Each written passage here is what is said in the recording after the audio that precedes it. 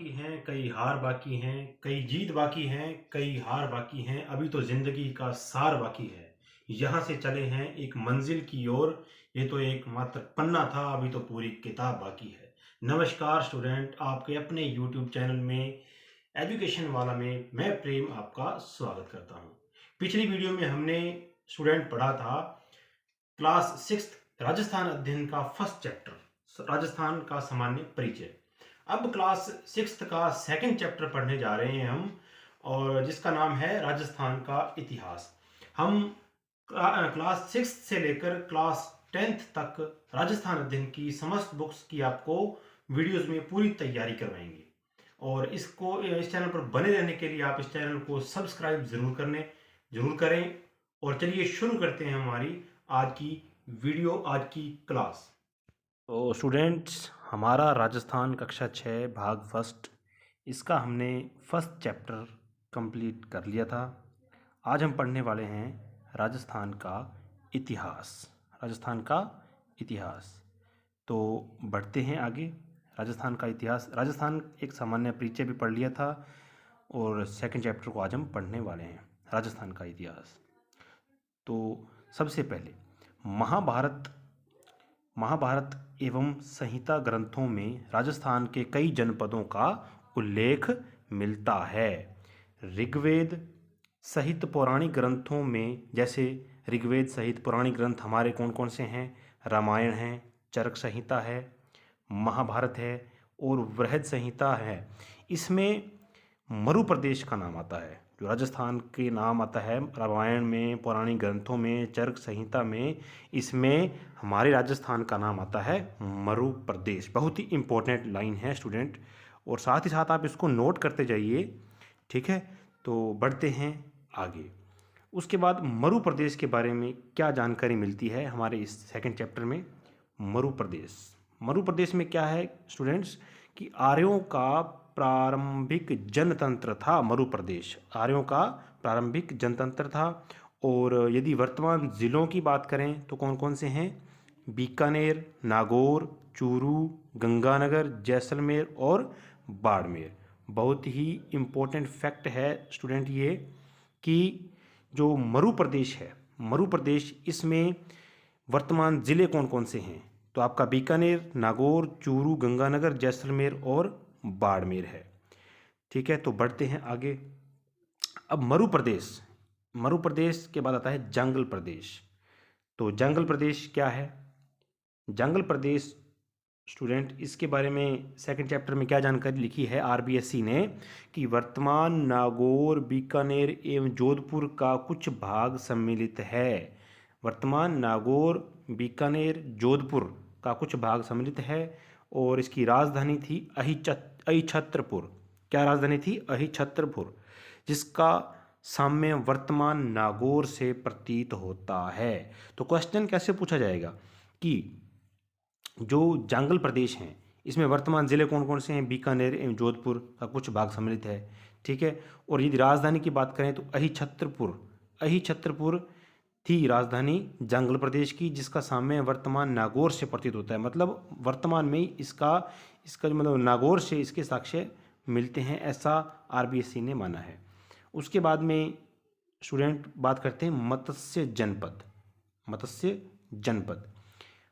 जनपद में क्या है, कि इसका उल्लेख ऋग्वेद में मिलता है। इंपॉर्टेंट फैक्ट है स्टूडेंट्स, कि मत्स्य जनपद का उल्लेख किस ग्रंथ में मिलता है? तो ऋग्वेद में मिलता है। महाभारत काल में इसकी राजधानी विराटनगर यानी कि बैराट थी।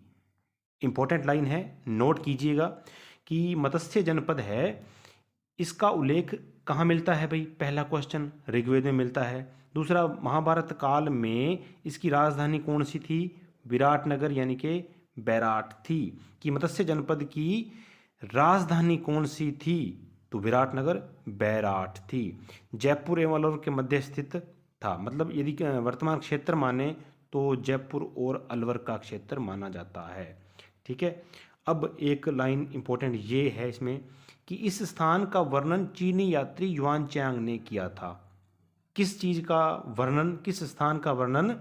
कि ये जो मत्स्य जनपद है, इसका वर्णन इसका वर्णन एक चीनी यात्री थे युआनचांग, जो कि भारत आए थे, उन्होंने इसका उल्लेख किया था।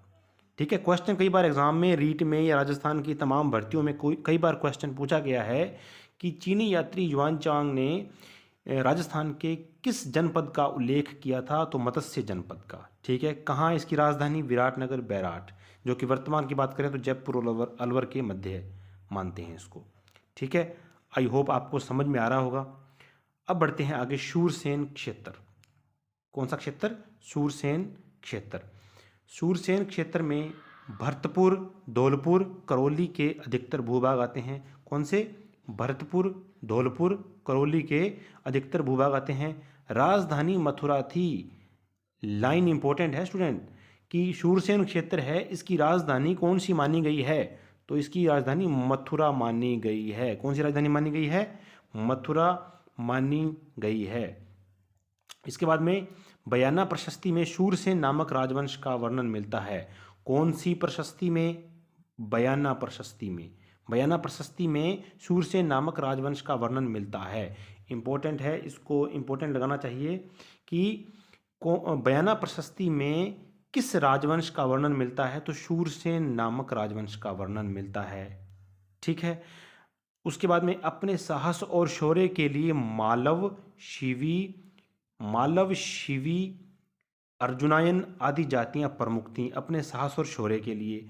उसके बाद में 4वीं शताब्दी ईस्वी पूर्व के यूनानी लेखकों ने सिकंदर के समय शूरसेन या सौरसेन का उल्लेख किया है। देखो इंपॉर्टेंट लाइन है ये भी, कि चौथी शताब्दी ईस्वी पूर्व के जो यूनानी लेखक हैं, उन्होंने सिकंदर के समय शूरसेन या सौरसेन का उल्लेख किया था।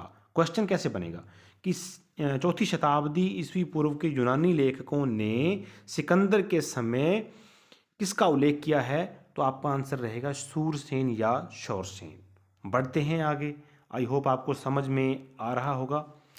शिवी जनपद। कौन सा जनपद? शिवी जनपद। आधुनिक उदयपुर के पूर्व, पश्चिम तथा उत्तर का संभागीय प्रदेश शिवी जनपद के नाम से जाना जाता है। आधुनिक कौन सा? उदयपुर के पूर्व और पश्चिम तथा उत्तर का संभागीय प्रदेश शिवी जनपद के नाम से जाना जाता था। राजधानी कौन सी थी? मध्यमिका थी। इंपॉर्टेंट फैक्ट है ये, राजधानी कौन सी थी? मध्यमिका थी। शिवी जनपद की राजधानी निम्न में से कौन सी है? तो आपका आंसर रहेगा मध्यमिका। ठीक है, इसके बाद में इस भूभाग को मेदपाट, मेवाड़ या प्रागवाट कहा जाता था। कौन से भूभाग को? ये जो शिवी जनपद का भूभाग है, इसको मेदपाट, मेवाड़ तथा प्रागवाट के नाम से जाना जाता था। इसका उल्लेख चित्तौड़गढ़ के मध्य नगरी नामक गांव में मिलता है। किसका उल्लेख गाइस? किसका उल्लेख मिलता है? नगरी नामक में शिवी जनपद का उल्लेख। ठीक है, तो इसके अवशेष चित्तौड़गढ़ के पास नगरी नामक गांव में मिलते हैं। बढ़ते हैं आगे, नंबर 5, अर्जुनायन। अलवर भरतपुर प्रांत के थे अर्जुनायन, अपनी विजयों के लिए प्रसिद्ध थे। ठीक है, इन्होंने मालवों के साथ मिलकर विदेशी क्षत्रियों को परास्त किया था। आपको एक बात बताऊं स्टूडेंट, कि लगभग जो क्वेश्चन पूछे जाते हैं वो आरबीएससी में से पूछे जाते हैं। आरबीएससी की जो 6 से लेकर 10 तक, कक्षा 6 से लेकर 10 तक जो बुक्स हैं, उनमें से लगभग क्वेश्चन पूछे जाते हैं। 40% आपका पेपर जीके का यहीं से ही निकलता है। तो कॉम्पिटिटिव एग्जाम्स की जो अदर बुक्स हैं उनको भी पढ़ने के साथ साथ यदि हम कक्षा 6 से 10वीं तक इसकी बुक को पढ़ें तो हमारा 40% पेपर यहाँ से क्लियर होता है। बढ़ते हैं आगे, मालव। टोंक, प्रतापगढ़ और झालावाड़ का क्षेत्र। कौन सा भाई? टोंक, प्रतापगढ़ और झालावाड़ का क्षेत्र। टोंक, प्रतापगढ़ और झालावाड़ का क्षेत्र। शक्ति का केंद्र जयपुर के निकट था, जो कि वर्तमान टोंक में है। शक्ति का केंद्र जयपुर के निकट था, जो कि वर्तमान टोंक में है। किसका भाई? किसका? मालव का। ठीक है, अब बढ़ते हैं नंबर 7, आपका आता है योधे क्षेत्र। नंबर 7 आता है योधे क्षेत्र। राजस्थान के उत्तरी भाग का एक शक्तिशाली कबीला था, कौन सा भाई? योधे क्षेत्र। संभवतः इन्होंने उत्तरी राजस्थान से कुषाण शक्ति को नष्ट किया था। ये भी इम्पोर्टेंट है कि कुषाण शक्ति को नष्ट करने वाला क्षेत्र किस में आता है? योधे क्षेत्र में। और राजस्थान के उत्तरी भाग का एक शक्तिशाली कबीला था। उसके बाद में बात करते हैं मेवाड़ की, ठीक है, उसके बाद बात करते हैं मेवाड़ की। तो अब मेवाड़ में क्या है? प्राचीन शिवी जनपद वाले क्षेत्र को कहा गया क्या? मेवाड़। प्राचीन शिवी जनपद वाले क्षेत्र को मेवाड़ कहा गया है। आधुनिक आधुनिक क्षेत्र उदयपुर, चित्तौड़गढ़, प्रतापगढ़, राजसमंद, भीलवाड़ा का क्षेत्र आता है। कौन सा क्षेत्र? रिपीट कर रहा हूँ, उदयपुर, चित्तौड़गढ़, प्रतापगढ़, राजसमंद और भीलवाड़ा का क्षेत्र इसमें माना गया है। किसमें? मेवाड़ में। किसमें माना गया है? मेवाड़ में माना गया है। उसके बाद में 7वीं शताब्दी से आधुनिक राजस्थान निर्माण तक 7वीं शताब्दी से आधुनिक राजस्थान निर्माण तक गुहिल सिसोदिया वंश का राज्य रहा, ठीक है। उसके बाद में बात करते हैं वागड़। वागड़ एरिया। वागड़ एरिया कौन सा? डूंगरपुर बांसवाड़ा। डूंगरपुर बांसवाड़ा। वागड़ एरिया कौन सा जाना जाता है? डूंगरपुर और बांसवाड़ा के भूभाग को वागड़ या वागट कहा गया है। भाषा वागड़ी है, ठीक है। तो इम्पोर्टेंट, हर एक लाइन में इम्पोर्टेंट फैक्ट है, हर एक लाइन में इम्पोर्टेंट क्वेश्चन निकलता है। गाइज आप इसको राइट डाउन करते रहिए और फर्स्ट चैप्टर के लिए आप पुरानी वीडियो को देख सकते हैं, ठीक है। बढ़ते हैं आगे, मारवाड़। अब मारवाड़ में क्या है? मारवाड़ की बात करें तो प्राचीन मरु प्रदेश कालांतर में मारवाड़ के नाम से जाना गया है, ठीक है। 7वीं सदी में इसके मंडोर जोधपुर क्षेत्र का गुर्जर प्रतिहारों ने शासन किया। इसके बाद इस क्षेत्र पर राठौड़ वंश का आधिपत्य रहा, ठीक है। दोबारा रिपीट कर रहा हूँ, प्राचीन मरु प्रदेश कालांतर में मारवाड़, 7वीं सदी में इसके मंडोर या जोधपुर क्षेत्र पर गुर्जर प्रतिहारों ने शासन किया। इसके बाद इस क्षेत्र पर राठौड़ वंश का आधिपत्य रहा। बढ़ते हैं आगे, हड़ौती। हड़ौती में क्या है? वर्तमान क्षेत्र कौन सा आ गया? भी कोटा बूंदी का क्षेत्र हड़ौती क्षेत्र के अंतर्गत आता है। कोटा बूंदी का क्षेत्र। कई बार स्टूडेंट क्वेश्चन पूछा जाता है कि हड़ौती में निम्न जिले शामिल हैं और कोटा और बूंदी। क्वेश्चन कहीं से भी एग्जामिनर पूछ सकता है, ठीक है। अब उसके बाद में मीणा वंश बूंदा के नाम पर बूंदी का नामकरण हुआ। इसमें ये इंपॉर्टेंट लाइन सेकंड चैप्टर में बताई गई है कि ये जो कोटा बूंदी का क्षेत्र है हड़ौती है, और बूंदी का नाम कहाँ पड़ा, कहाँ से पड़ा? मीणा वंश का एक था बूंदा, उसके नाम पर बूंदी का नामकरण हुआ, ठीक है। उसके बाद बात करते हैं आगे, चौहान वंश की हाड़ा शाखा ने इस क्षेत्र पर अधिकार के कारण हड़ौती नाम पड़ा। कौन सी शाखा भाई? हाड़ा शाखा। हाड़ा शाखा ने इस क्षेत्र पर अधिकार कर लिया, जिसके कारण ये हड़ौती नाम पड़ा। हड़ौती नाम पड़ा। और हड़ौती में कौन से जिले हैं?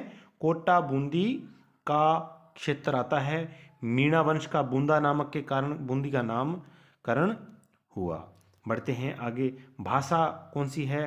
हड़ौती। हड़ौती क्षेत्र में भाषा हड़ौती है। बढ़ते हैं आगे, ढूंढाड़। अब ढूंढाड़ में जयपुर का आसपास का क्षेत्र, भाषा ढूंढाड़ी है। उसके बाद में मेवात, अलवर भरतपुर का क्षेत्र मेवात, और मेव जाति की अधिकता के कारण यह मेवात इसका नाम पड़ा, ठीक है। कहीं ना कहीं किसी न किसी जगह की कोई ना कोई खासियत होती है जिस कारण उसका हम नाम रखते हैं। अब यहाँ से स्टूडेंट एक इम्पोर्टेंट फैक्ट क्या है निकलता है, हसन खां मेवाती। ये देखो, हसन खां मेवाती, इंपॉर्टेंट स्टार लगाऊंगा मैं यहाँ पर, क्योंकि ये क्वेश्चन कई बार एग्जाम में हमें देखने को मिलता है। हर छोटे मोटे मतलब इसमें लाइन में देखते हैं कहीं ना कहीं एक इम्पोर्टेंट फैक्ट हमें मिलता ही है, और जो एग्ज़ाम में हमारे सामने होता है। तो हसन खां मेवाती मेवातियों का प्रसिद्ध नायक था, ठीक है, मेवातियों का प्रसिद्ध नायक। उसके बाद में यह खानवा के युद्ध में राणा सांगा की ओर से लड़ता हुआ बाबर के विरुद्ध मारा गया। क्वेश्चन पूछा गया था कि हसन खां मेवाती किसके युद्ध में किसके युद्ध के विरुद्ध मारा गया? तो बाबर के विरुद्ध मारा गया। कौन सा युद्ध था? खानवा का युद्ध था। कौन सा? खानवा के युद्ध में राणा सांगा की ओर से लड़ता हुआ बाबर के विरुद्ध मारा गया था। बाबर के विरुद्ध युद्ध कौन सा? खानवा का। ठीक है, आई होप आपको समझ में आ गया होगा। अगर कोई किसी की क्वेरीज है तो वो कमेंट बॉक्स में उसको लिख सकता है, कोई पूछताछ कर सकता है। ठीक है, तो बढ़ते हैं आगे। माड़ या वल, ये जैसलमेर का क्षेत्र है, माड़ या वल। उसके बाद गुर्जरता, जोधपुर का दक्षिणी भाग, कांठल, प्रतापगढ़, मालवा, झालावाड़ का क्षेत्र, शेखावटी, चूरू झुंझुनू व सीकर का क्षेत्र, चूरू झुंझुनू व सीकर का क्षेत्र। उसके बाद में ब्यावर व अजमेर का क्षेत्र आता है, मेरवाड़ा का क्षेत्र। ठीक है, तो आई होप आपको समझ में पूरी क्लास आ गई होगी। तो आपको फर्स्ट चैप्टर पढ़ने के लिए आपको पहली वीडियो देखनी पड़ेगी, और किसी को कोई कुछ समझ में नहीं आ रहा हो तो वो नीचे कमेंट सेक्शन में कमेंट कर सकता है। और एजुकेशन वाला में बने रहने के लिए धन्यवाद। चैनल को सब्सक्राइब ज़रूर करें। स्टूडेंट, आपको समझ में आ गई होगी आज की क्लास। इसी तरीके से चैनल पर बने रहने के लिए चैनल को सब्सक्राइब ज़रूर करें और शेयर ज़रूर करें। अगर यदि आपको कोई क्वेरीज है, कोई पूछताछ है, तो आप कमेंट बॉक्स में कमेंट कर सकते हैं। और आगे की वीडियो के लिए बने रहने के लिए सब चैनल को सब्सक्राइब ज़रूर करें। तब तक के लिए नमस्कार।